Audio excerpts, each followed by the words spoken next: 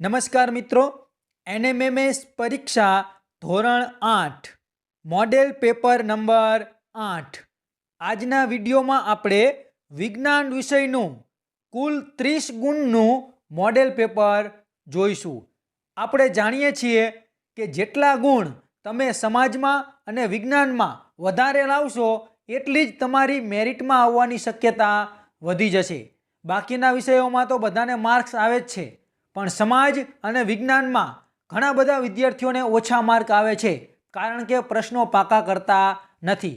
તો મેં એવા મોસ્ટ આઈએમપી પ્રશ્નો શોધી અને તમારી સમક્ષ મૂકેલા છે કે તમે આ બધા પ્રશ્નો પાકા કરી લેશો તો તમે 100% મેરિટમાં આવી જશો.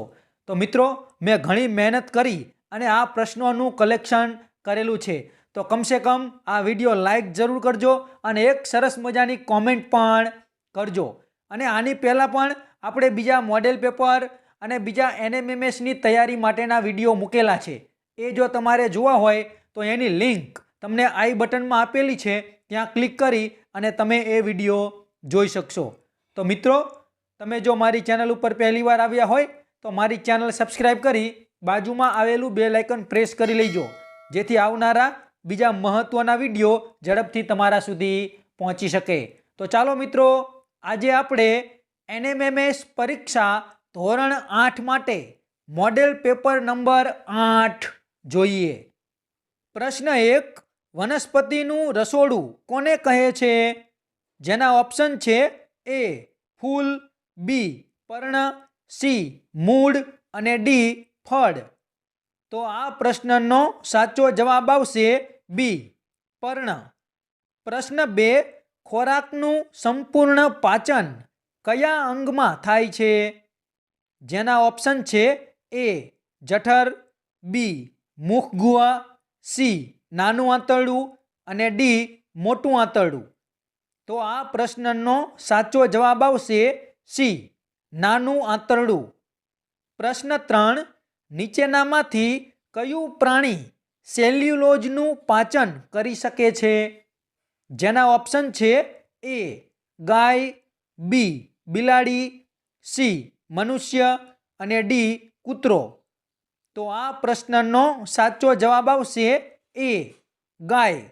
પ્રશ્ન 4, રેશમ મેળવવા માટે રેશમના કીડા ઉછેરવાના ઉદ્યોગને શું કહે છે? જેના ઓપ્શન છે એ એપીકલ્ચર, બી સેરીકલ્ચર, સી સિલ્વીકલ્ચર અને ડી મોરીકલ્ચર. તો આ પ્રશ્નનો સાચો જવાબ આવશે બી સેરીકલ્ચર. આગળ જોઈએ. પ્રશ્ન 5, ક્લિનિકલ થર્મોમીટર કેટલા ગાળાનું તાપમાન માપી શકે છે? જેના ઓપ્શન છે એ 10 સેલ્સિયસથી 30 સેલ્સિયસ, બી 40 સેલ્સિયસથી 100 સેલ્સિયસ, સી 40 સેલ્સિયસથી 50 સેલ્સિયસ અને ડી 35 સેલ્સિયસથી 42 સેલ્સિયસ. તો આ પ્રશ્નનો સાચો જવાબ આવશે ડી 35 સેલ્સિયસથી 42 સેલ્સિયસ.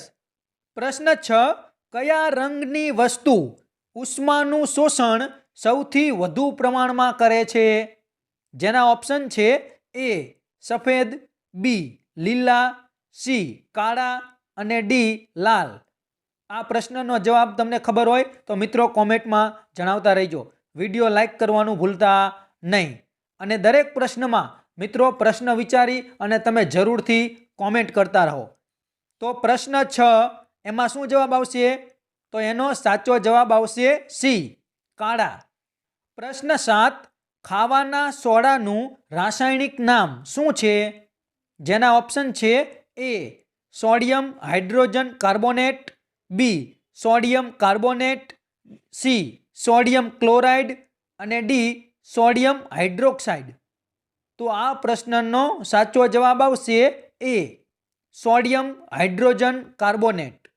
આગળ જોઈએ. પ્રશ્ન 8, નીચેના પૈકી કયો ફેરફાર ભૌતિક ફેરફાર નથી? જેના ઓપ્શન છે એ કાગળના ટુકડા કરવા, બી લોખંડનું કટાવવું, સી લોખંડને ટીપવું અને ડી એક પણ નહીં. તો આ પ્રશ્નનો સાચો જવાબ આવશે બી લોખંડનું કટાવું, કારણ કે આ ફેરફાર છે તે રાસાયણિક ફેરફાર છે.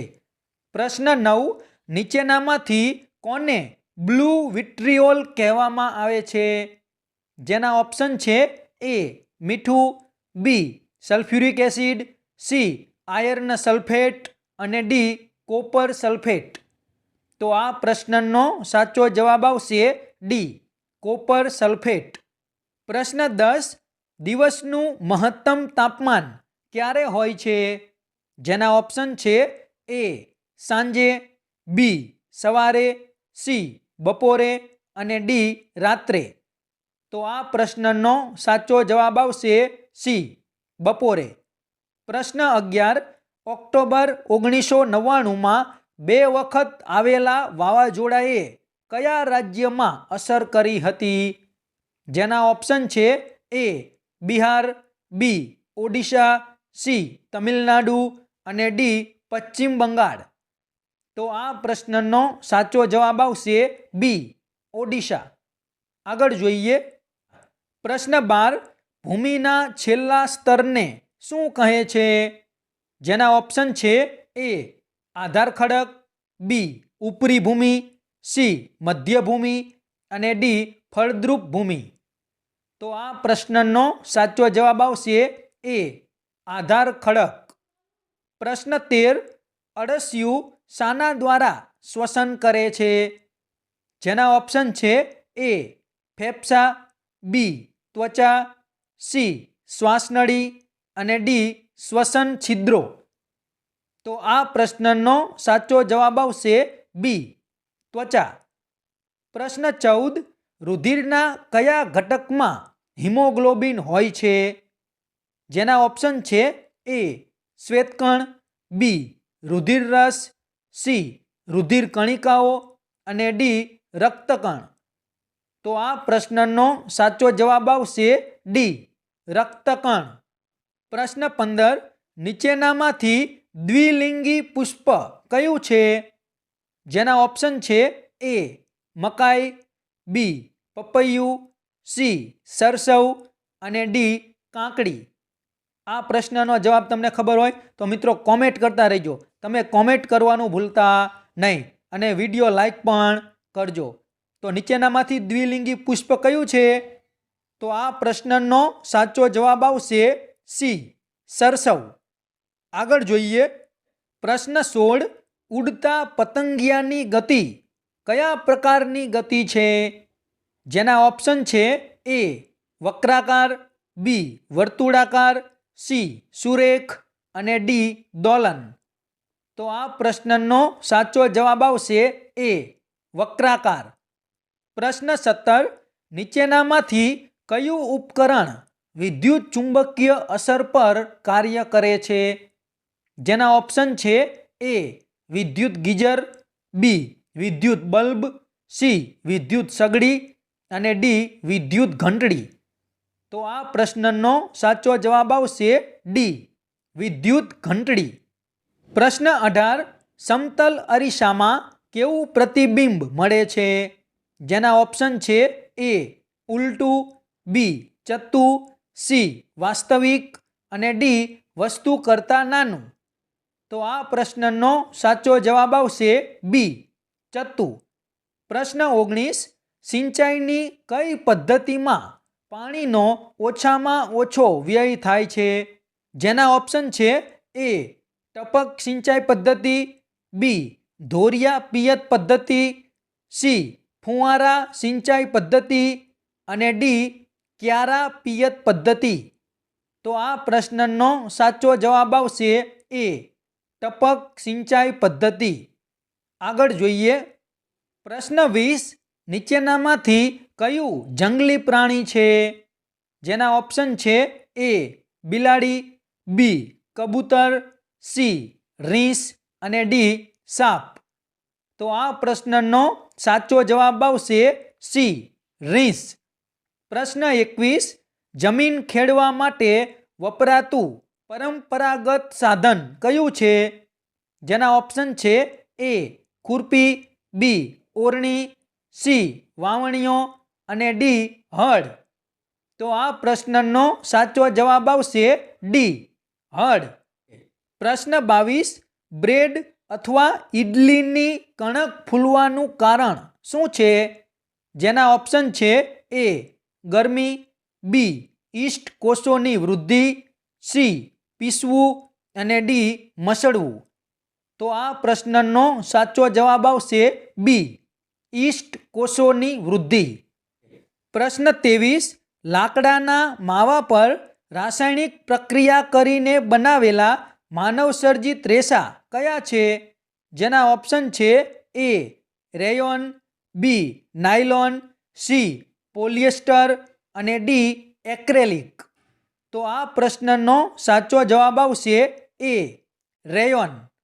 આગળ જોઈએ પ્રશ્ન 24 નીચેનામાંથી કઈ અધાતુ પ્રવાહી સ્વરૂપે હોય છે? જેના ઓપ્શન છે એ કોલસો, બી બ્રોમિન, સી સલ્ફર અને ડી ફોસ્ફરસ. તો આ પ્રશ્નનો સાચો જવાબ આવશે બી બ્રોમિન. પ્રશ્ન 25 નીચેના પૈકી કોને કાળું સોનું કહે છે? જેના ઓપ્શન છે એ કોક, બી કોલ્ટાર, સી પેટ્રોલ અને ડી પેટ્રોલિયમ. તો આ પ્રશ્નનો સાચો જવાબ આવશે ડી પેટ્રોલિયમ. પ્રશ્ન 26 સુરક્ષિત દિવાસળી બનાવવા શાનો ઉપયોગ થતો નથી? જેના ઓપ્શન છે એ સલ્ફર, બી એન્ટિમની ટ્રાયસલ્ફાઇડ, સી સફેદ ફોસ્ફરસ અને ડી પોટેશિયમ ક્લોરેટ. તો આ પ્રશ્નનો સાચો જવાબ આવશે સી સફેદ ફોસ્ફરસ. પ્રશ્ન 27 વિશ્વના વધુ જૈવ વિવિધતા ધરાવતા 12 દેશોમાં ભારતનું સ્થાન કેટલા નંબરે છે? જેના ઓપ્શન છે એ 5મા, બી 6ઠા, સી 4થા અને ડી 8મા. તો આ પ્રશ્નનો સાચો જવાબ આવશે બી 6ઠા. આગળ જોઈએ પ્રશ્ન 28 લાંબો અને શાખિત પ્રાણી કોષ કયો છે? જેના ઓપ્શન છે એ ચેતાકોષ, બી સ્નાયુકોષ, સી રુધિરકોષ અને ડી અસ્થિકોષ. તો આ પ્રશ્નનો સાચો જવાબ આવશે એ ચેતાકોષ. પ્રશ્ન 29 ફલનના મુખ્ય કેટલા પ્રકાર છે? જેના ઓપ્શન છે એ 5, બી 4, સી 2 અને ડી 3. તો આ પ્રશ્નનો સાચો જવાબ આવશે સી 2. છેલ્લો પ્રશ્ન 30 જાતિનું સાતત્ય જાળવી રાખવા માટે કઈ ક્રિયા આવશ્યક છે? જેના ઓપ્શન છે એ વૃદ્ધિ, બી વિકાસ, સી પરિવહન અને ડી પ્રજનન.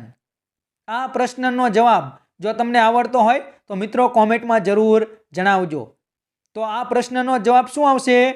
તો સાચો જવાબ આવશે ડી પ્રજનન. તો મિત્રો આ હતું આજનું મોડેલ પેપર. તો આ પેપર તમે બરાબર 2 થી 3 વખત જોઈ લેજો અને આ 30 પ્રશ્નો તમે બરાબર પાકા કરી લેજો. આમાંથી જે કોઈ પ્રશ્નો પરીક્ષામાં પૂછાય તો તમારો એક પણ પ્રશ્ન ખોટો પડવો પડે નહીં, કારણ કે ગમે તેમ કરી આપણે આ વખતે મેરિટમાં આવવાનું છે.